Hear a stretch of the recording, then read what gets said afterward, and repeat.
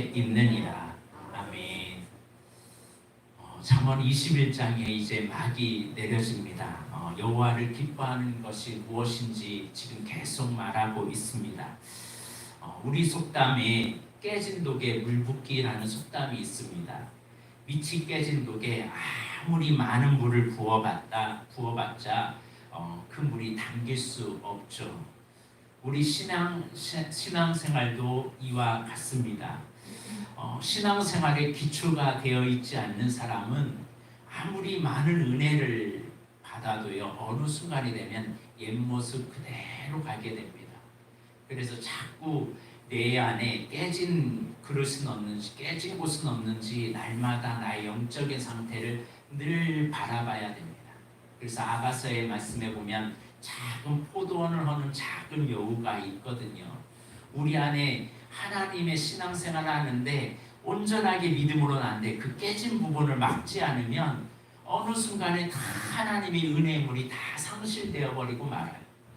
그래서 마귀가 나의 삶을 공격하는 공격점을 알지 못하면 어느 순간이 되면 다 깨져가지고 생명수의 강물이 흘러야 되고 철철철 넘쳐야 되는데 다 새버려요. 오늘 하나님의 말씀을 우리가 잠언을 통해서 우리에게 주시는 말씀이 바로 이런 것입니다.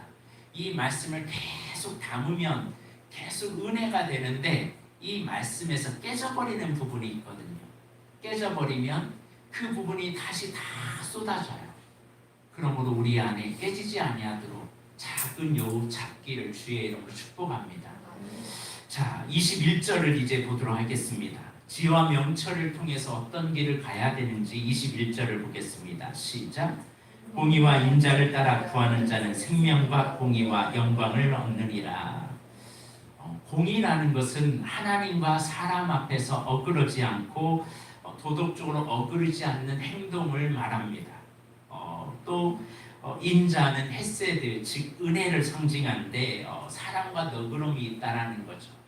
근데 공의와 인자는 언제나 함께 가야 돼요. 그럼 참 신기하게도요, 이 할머니들을 보면요, 그래도 엄마는 좀 나아요. 근데 할머니들이 자기 손녀들이 앞에서 재롱을 하면요, 우리 손자 손녀가 제일 잘해요. 왜냐? 사랑으로만 보기 때문에 그래요. 공의로 보지 않기 때문에 그렇습니다. 우리 자녀만 눈에 들어와요. 그러니까 어떤 크리스마스 행사를 딱 하면요, 이 할머니들, 할아버지들 보면요, 자기 손녀만 보고 있어요. 다른 아이들은 전혀 못 보고 있더라고요.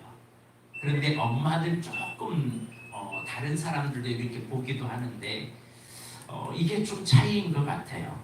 그래서 공의와 사랑 같이 갈 때 오늘 본문에 보면 생명과 공의와 영광을 얻는다라고 말해요. 한쪽만 치우치면 온전한 사랑이 되지 않죠.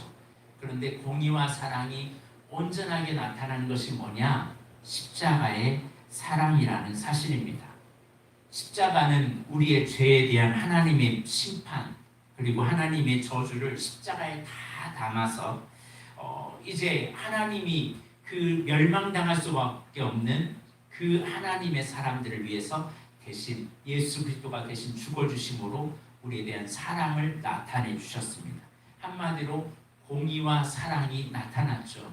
그 결과가 온 인류 예수 그리스도를 믿는 자마다 생명을 주셨고 예수 그리스도를 믿는 자마다 영원한 나라에 들어가는 영광을 누리게 되고 또 공의의 삶을 살아가게 된다는 사실입니다.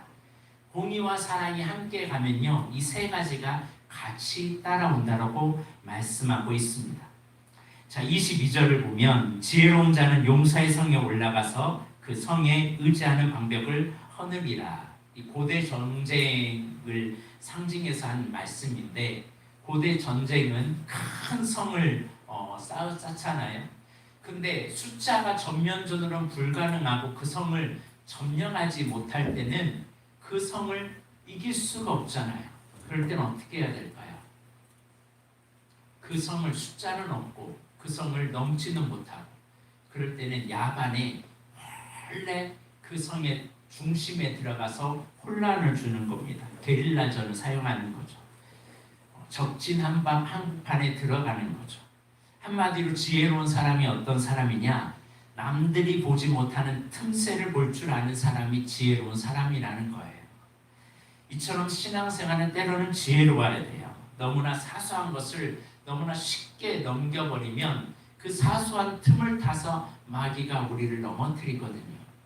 우리는 점령하느냐 점령당하느냐 이 둘 중에 하나예요. 우리는 악한 마귀의 권세를 점령하길 주의 이름으로 축복합니다.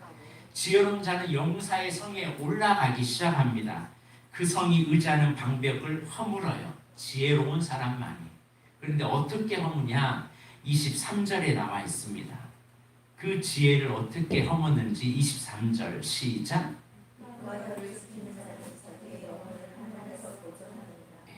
우리의 혀가 우리 인생을 전체를 불살라 버릴 수 있기 때문에 이 혀를 잘 지키라고 말씀합니다.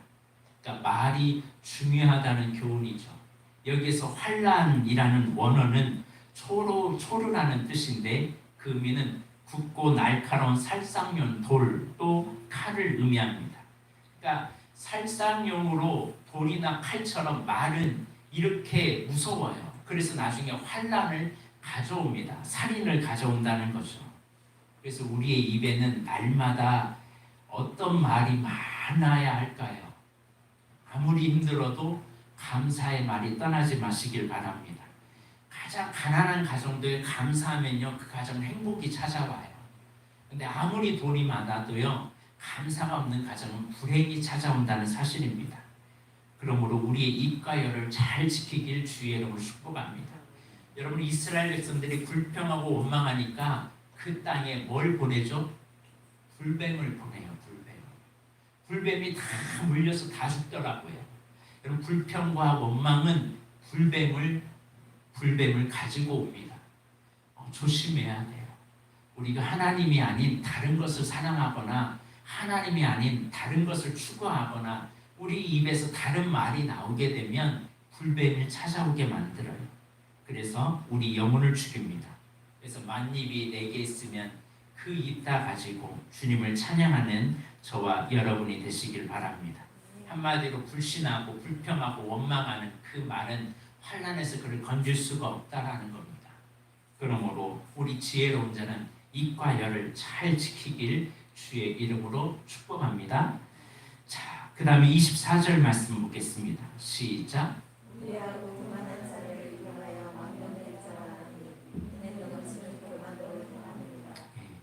두 사람이 나와요. 무리한 자, 교만한 자. 무리하고 교만한 자, 이 두 가지가 함께 있는 사람을 뭐라고 하냐면 이름하여 망령된 자라 말해요. 우리 주변에 참 무리한 사람들 많잖아요. 나이가 계급인 줄 알고 그 나이가 조금 나이가 많다면 바로 반말 뜨는 사람이 있잖아요. 통성명을 딱 하고 나서 내가 한 살 많네, 안녕 하고서 바로 이렇게 내리까는 사람 있잖아요. 무리한 사람이죠. 늘 인간관계를 계급관계로 만드는 사람, 굉장히 무리합니다. 이런 무리함은 오히려 교만함과 연결되어 있죠. 그러니까 사람이 자꾸 높아지다 보면요, 자기가 최고가 되려고 합니다. 이게 이단 교주에서 나타나는 특징 중에 하나죠. 그러므로 오늘 우리는 오직 하나님께만 영광을 받으셔야지 사람이 영광을 받으면 안 됩니다. 하나님 겸손한 자를 높이시지만 교만한 자는 낮추시는 분이심을 잊지 마시길 바랍니다. 아무튼 무리하고 교만한 자는 망령된 자다. 넘치는 교만으로 행한다. 그러므로 이 길은 지혜로운 자의 길이에요? 해망하는 길이에요? 해망하는 길이에요. 근데 무리한 자는 뭐가 다를까요? 무리한 자를 만나보면요, 언어가 달라요. 그러니까 언어 사용 참 잘해야 됩니다. 언어가 교만한 언어가 많아요. 그러므로 우리의 언어가 늘 겸손의 언어가 나오길 주의 이름으로 축복합니다. 자, 교만한 것도 문제지만 더 문제는 게으른 자의 문제입니다. 자, 25절입니다. 시작. 게으른 자의 영광이 자기를 죽인다니 이는 자기의 손으로 이르기를 싫어합니다. 게으른 자가 욕망이 있대요. 포부가 커요. 게으른 자들은. 나는 이 땅에 뭐가 되겠다. 포부가 엄청 큽니다. 시험을 준비하려고 시험 앞두려고 하면요, 게으른 자, 공부 못하는 애들 한번 보세요. 그러면요, 시험 전에 뭐부터 준비하냐면요, 시험 시간표 쫙 벽에다가 붙여놓고 계획서를 쫙 씁니다. 근데 계획서 동그라미에 썼는데 그게 잘못됐다고 다시 지워요. 그러다가 노트를 꺼내요. 노트 꺼내가지고 뭐 연필이 없다고 연필을 또 사러 가요. 연필을 사러 갔다고 집안이 또 엉망이다고 다시 집안을 정리해요. 그리고 나서 공부하려고 하면 잠자는 시간이 돼요. 그러니까 그런 계획만 세우고 아무것도 못하고 포부만 커요. 이번에 내가 1등 하리라. 그런데 이런 사람들은 1등 해야 못해요. 평생 가도 욕망만 있지 1등을 못해요. 피곤하죠. 이게 공부 못하는 사람의 특징이죠. 게으른 자의 욕망이 그거와 같다는 거예요. 포부는 커요. 하고 싶은 일은 많아요. 근데 일하기를 싫어해요. 땀 흘리기를 싫어합니다. 계획만 세우지 실제로 행동이 없다는 거죠. 그것은 엄청 자기를 죽이는 일이라는 사실입니다. 그러면 우리는 게으른 자의 길로 걸어가면 될까요? 안 될까요? 안 됩니다. 자, 첫 번째, 우리 혀와 입을 지켜야 되고 교만하지 않도록 조심해야 되고, 세 번째, 게으르지 않도록 조심해야 됩니다. 그리고 네 번째, 오늘 본문에 또 말씀하는데 탐욕을 조심하라고 말씀합니다. 26절 시작. 어떤 자는 정욕으로 탐하기만 하나 이익을 남기지 않으려고 베푸는다. 탐하는 사람이 있고 후하게 베푸는 사람이 있대요. 그걸 둘 다 이제 대비하고 있습니다. 여러분, 탐욕은 죄죠. 왜 탐욕이 죄일까요? 탐욕은 과도한 욕심이거든요. 이 탐욕은 다른 사람을 배려하지 않아요. 이 세상은 끊임없이 탐욕을 합리화시키고 있어요. 지금 이 세대가 지금 그렇게 가고 있거든요. 돈이 많아서 행복해져야 하고, 행복해지기 위해선 좋은 차를 타야 되고, 이 정도의 아파트는 가져야 되고, 그래서 점점 탐욕을 합리화시키고 있고 제도화시키고 있습니다. 여러분, 지옥에 가면요, 다른 사람들을 향해 자기를 열지 못하고 자기 속으로 구부러져 있는 사람들이 가는 인간이, 지옥형 인간이 지옥이라는 거예요. 그러니까 이런 예화가 있잖아요. 천국과 지옥을 갔더니요, 똑같은 음식인데 똑같은 재료인데 한쪽은 밥을 못 먹어서 쫄쫄쫄 굶고 막 우락부락하고 막 승질이 나 있는데 한쪽은 천국인 거예요. 알고 보니까 젓가락이 이따만한 거예요. 너무 긴 거예요. 그러니까 이 긴 걸로 자기 입속으로 막 집어넣으려고 지옥은 애쓰고 막 아무리 넣어도 못 넣는데, 천국에 갔더니 천국의 사람들은 그 긴 젓가락을 가지고 자, 먹어 자기야 먹어 하니까 서로 막 웃고 막 난리대요. 근데 지옥형 인간들은 어떤 인간들이냐, 자기만 먹으려고 막 긴 것을 자기 입으로 넣으려고 하니까 들어오지는 않지, 먹고는 싶지. 그러니까 계속 고통만 당하는 겁니다. 이게 차이라는 거죠. 우리는 자꾸 나에게 구부러져 있으면 그거는 지옥으로 가는 길입니다. 우리는 자꾸 남에게 베풀고 나누는 천국형의 인간이 되길 주의 이름으로 축복합니다. 자, 그래서 의인은 아끼지 않고 베푼대요. 그러니까 의인의 집은 걸식하지 배고픈 자가 없는 거예요. 자, 27절 보겠습니다. 시작.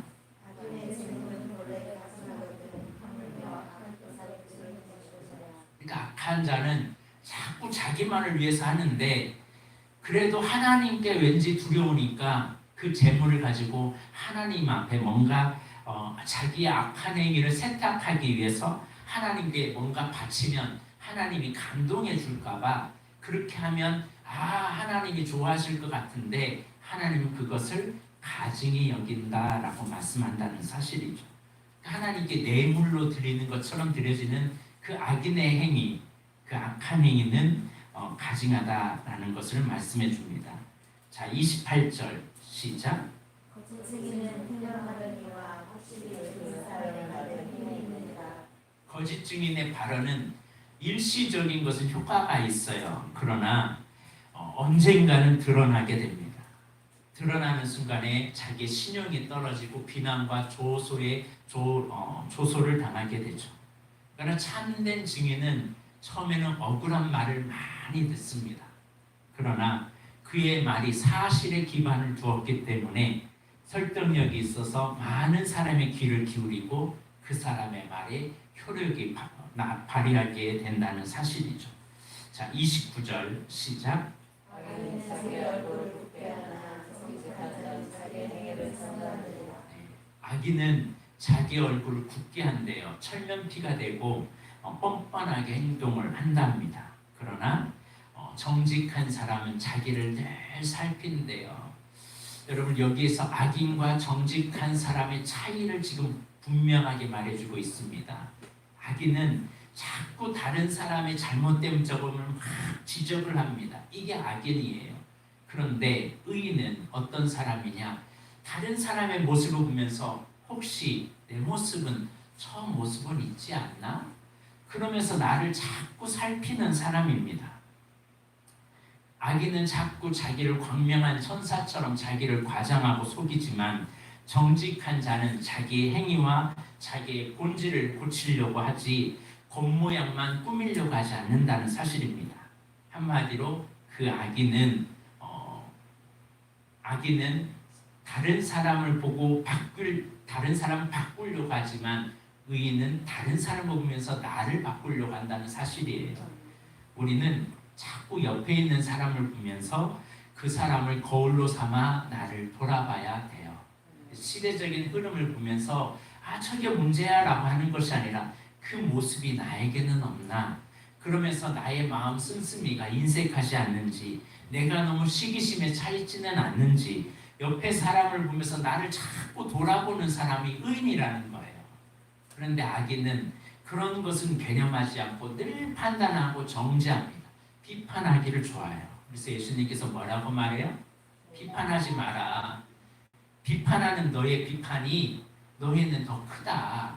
너희 눈에는 들보가 있다. 저 사람은 티만 가지고도 왜 그러냐? 너 안에 왜 들보를 보지 못하냐라고 책망을 하고 계십니다. 오늘 우리는 의인은 자꾸 남의 모습을 통해서 나의 모습을 들춰봐야 됩니다. 그래서 우리는 내가 성숙한지 성숙하지 않은지 이것을 바라봐야 돼요.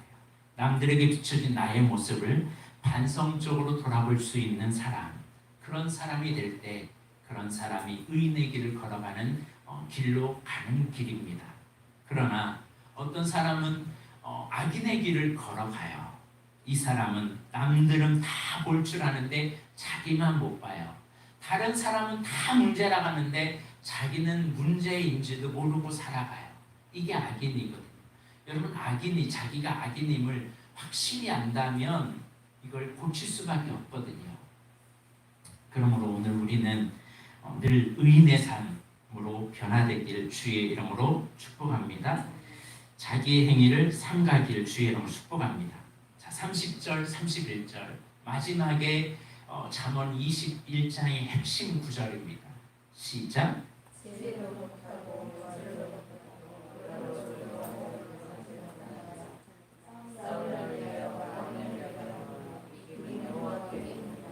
(30절에) 보니까 세 가지가 나와요. 지혜가 있고 명철이 있고 묘략이 있어요. 인간이 아무리 뛰어난 지혜, 명철, 묘략이 있을지라도 아무리 인간이 지식이 뛰어나고 아무리 뭔가 뛰어나도 과학이 발달돼도 여호와를 당한다 못 당한다? 하나님의 도우심이 없으면 성공할 수 없다. 그러면 그 모든 것 다 내려놓고 주님만 바라봐라. 싸울 나를 위하여 마병을 예비한 거니와 이김은 여호와께 있다. 전쟁은 누구에게 있다? 여호와께 있다. 그래서 우리의 승리는 오직 하나님께 있음을 알고 그분만 바라봐야 돼요. 우리가 열심히 사는 것도 중요합니다. 정직하게 사는 것 중요합니다. 의인으로 사는 것 중요합니다. 그러나 내 힘으로 사는 것이 아니라 하나님의 손에 있음을 알고 그분 앞에 있음을 알고 그분 앞에 엎드려 구하는 저와 여러분이 되길 바랍니다. 그래서 예레미야는 이 고백을 했습니다. 이 말씀만 보고 오늘 말씀을 마치겠습니다. 예레미야 9장에 있는 말씀입니다. 예레미야 9장 23절 24절입니다.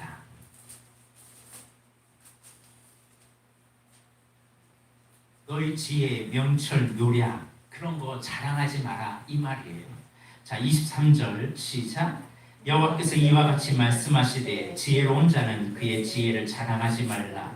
용사는 그의 용맹을 자랑하지 말라. 부자는 그의 부함을 자랑하지 말라. 너희 돈 많다고 능력 있다고 권세 있다고 똑똑하다고 많이 배웠다고 자랑하지 마. 무엇을 자랑해? 24절 시작. 사랑하는 자는 이것으로 사랑하였으니 곧 명철하여 나를 한 것과 나 여호와를 사랑과 정의와 공의를 하게 하는 자임을 깨달을 것이라. 나는 이 일을 기뻐하노라. 여호와의 말씀이니라. 우리가 자랑할 것은 무엇이다? 여호와만을 자랑해라. 오직 주님 안에 사랑과 정의와 공의를 행하는 분은 오직 주님이라는 것을 알고 이 일을 기뻐하시는 분임을 알고 그분 앞에만 서 있는 거룩한 주의 자녀들이 될 것을 주님은 말씀합니다. 그러므로 오늘 우리의 삶 가운데 진정한 자랑은 오직 예수 그리스도이심을 잊지 마시고 내 힘으로도 안 되고 능으로도 안 되고 오직 여호와의 신으로 가능한다는 이 말씀을 붙잡고 살아가는 저와 여러분이 되었으면 합니다. 기도하겠습니다. 하나님, 공의와 인자를 따라 구하는 자는 생명과 공의와 영광을 얻는다고 하셨습니다. 하나님, 우리가 우리 힘으로 살아온다 하지만 하나님의 손길이 함께하지 아니하시고 주님의 영이 함께하지 아니하시면 흙에 불과한 후 불어버리며 날아가는 인생임을 우리가 알게 하여 주옵소서. 전쟁은 여호와께 속한 것임을 알기에 우리의 가정도 우리의 자녀들도 우리의 사업도 우리의 영성도 우리가 가는 비전의 길도 오직 주님과 함께 나아가게 하여 주옵소서. 사람이 아무리 자기의 길을 계획할지라도 그 걸음은 주님이 인도하시기에 그 주님 앞에 매달리며 살게 하여 주옵소서. 여호와께서 함께 하심으로 강성한 나라가 되었던 다윗처럼 오늘 우리도 여호와께서 함께 하심으로 어떤 일이든 능히 돌파해 나갈 수 있는 거룩한 주의 자녀들로 사용하여 주옵소서. 예수님의 이름으로 기도드립니다. 아멘. 우리 찬양하고 오늘 말씀을 부여잡고 기도했으면 합니다.